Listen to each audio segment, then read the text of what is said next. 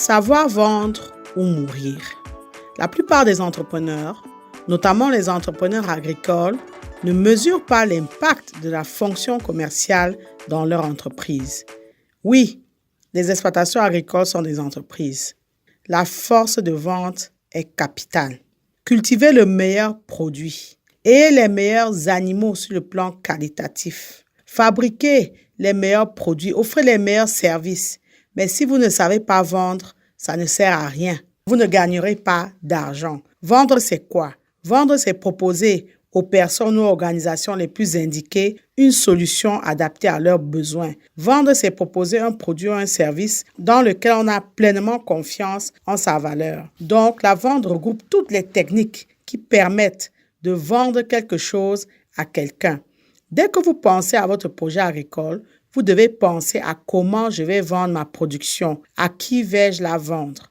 D'où encore une fois l'importance des études préliminaires au lancement de votre projet. Pour tout nouveau projet, réaliser une étude de marché est indispensable pour vérifier la faisabilité de ce dernier.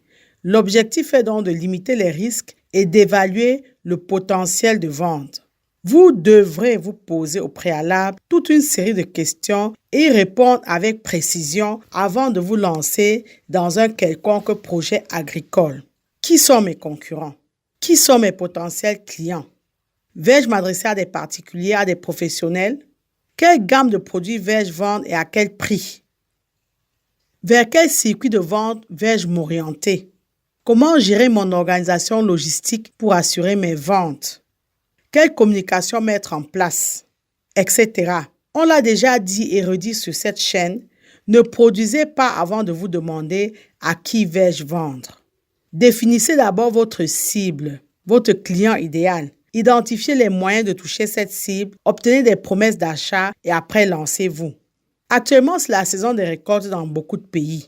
Les agriculteurs se plaignent. Les agriculteurs sont angoissés. Vais-je avoir suffisamment de rentrées d'argent pour avoir un retour d'investissement sur ma production, etc. Il faut savoir que vous pouvez vendre à plusieurs types de clients. Vous pouvez choisir de vendre directement au consommateur final. Là, vous vendez en direct sans aucun intermédiaire. C'est vous-même qui vous organisez à vendre votre production à la personne qui va consommer. Vous pouvez vendre aux grossistes. Et sachez que pour vendre aux grossistes, vous devez produire de grandes quantités.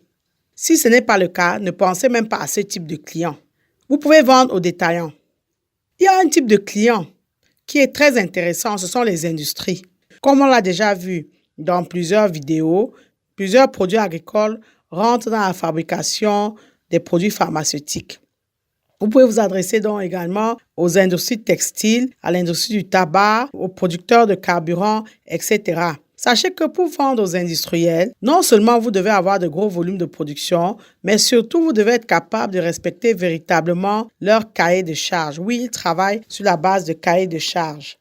La négociation et la vente dans l'industrie requièrent une compréhension et une connaissance spécifique de ces marchés-là. Ils ont un vocabulaire adapté. Il y a des codes, il y a des protocoles, des processus d'achat, une technicité, etc. Afin d'acquérir les meilleures techniques de négociation et comprendre les spécificités et les mécanismes de ce secteur, vous devez absolument vous former. De même, le succès d'une vente dans les secteurs industriels repose sur la compréhension de l'organisation, des enjeux et du processus de décision du client de ce marché-là. Vous le comprenez donc, tout ça ne s'improvise pas. Il faut donc savoir pour qui vous comptez produire. Il vous faut savoir, est-ce que le produit que je compte mettre sur le marché répond aux attentes de ces potentiels clients-là. Par exemple, si vous comptez prospecter des producteurs de charcuterie dans le cadre de l'élevage de porc, par exemple, si vous ne les approchez pas avant de vous lancer, vous ne saurez jamais qu'ils n'achètent pas de porc gras. Vous allez vous arranger à élever un porc qui n'est pas un porc charcutier et après vous allez vous plaindre que vous n'avez pas de clients. Par contre, si vous travaillez à connaître vos clients en amont, si vous échangez avec eux avant de produire, ils vous parleront de leurs besoins et attentes. Et dans le cas du porc, par exemple, vous vous engagerez à produire du porc charcutier et vous chercherez la race la plus adéquate pour produire ce type de viande. Pareil si vous cultivez le plantain et comptez prospecter les agro-industriels producteurs de chips. Ils achètent des variétés précises et pas d'autres. Approchez-les au préalable pendant les études en amont et négocier les conditions avant de vous lancer dans la production du plantain. Tout ceci est capital si vous ne voulez pas vous retrouver soit avec votre production sous la main, soit si vous ne voulez pas vous retrouver en train de brader votre production. Parce que quand vous ignorez les aspects de vente au départ, vous avez tendance à croire que pour vous en sortir, il vous suffira de baisser les prix. Non, ça ne va pas forcément marcher. La seule réponse pertinente pour combattre la concurrence et vendre ne réside pas dans la baisse des prix. Parce qu'il faut savoir que les prix que vous fixez sont liés à vos coûts de production. Si vous baissez vos prix de vente sans réduire vos coûts de production, vous courez à l'échec assuré. Parce qu'au final, vous ne gagnerez rien. De même, la baisse tarifaire peut vous contraindre et va d'ailleurs vous contraindre à réduire les coûts de production si c'est fait en amont. Et ceci s'opère et va s'opérer à coup sûr au détriment de la qualité de vos produits et du service à vos clients. Il va donc s'en suivre une spirale d'échecs. La baisse tarifaire vous contraignant à réduire vos coûts et de là, vous réduisez vos coûts. On tombe dans une perte mécanique d'attractivité qui entraîne une mévente et une hémorragie de la clientèle au profit des concurrents, déclenchant ainsi une nouvelle baisse de prix, etc.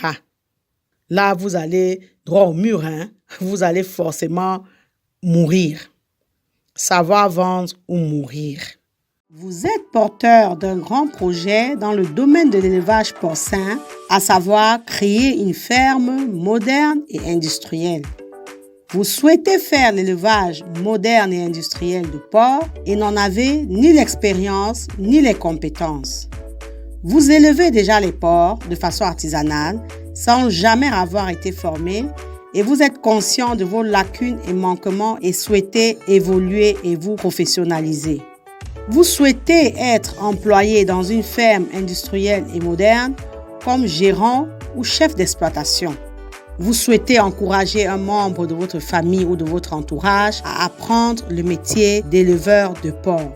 Aussi, vous êtes à la recherche d'une formation complète dans le domaine de l'élevage moderne et industriel de porcs. AgriTV Web a la solution. Nous vous proposons une formation complète en ligne en 8 modules qui est intitulée « Réussir votre élevage porcin en Afrique ».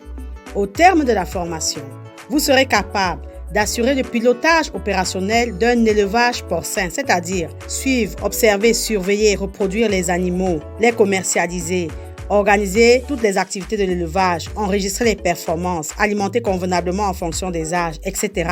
Parce qu'elle est le fruit de notre expérience terrain de plusieurs années, cette formation vous fera gagner en temps car elle vous évitera de commettre beaucoup d'erreurs qui sont le propre de personnes novices ou inexpérimentées. Soyons des éleveurs professionnels. Si vous êtes intéressé, contactez-nous par mail ou par WhatsApp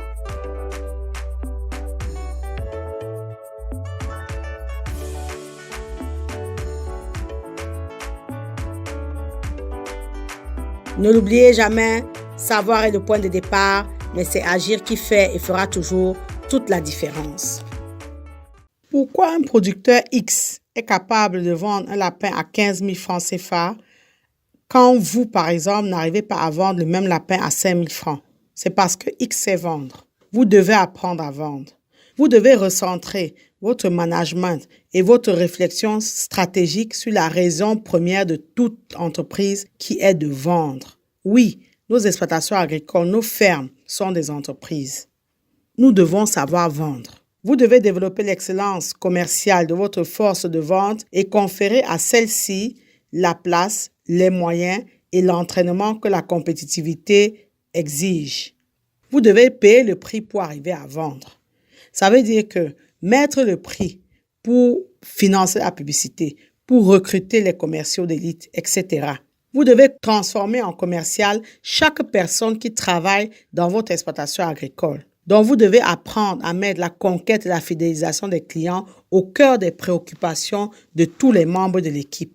Il faut savoir faire la différence entre le savoir-faire commercial et la compétence métier. Oui, vous maîtrisez votre domaine agricole ou agro-industriel sur le plan technique, donc sur les plans opérationnels. Mais sachez que ça ne suffira pas pour garantir votre réussite. C'est savoir vendre qui sera le gage de votre survie.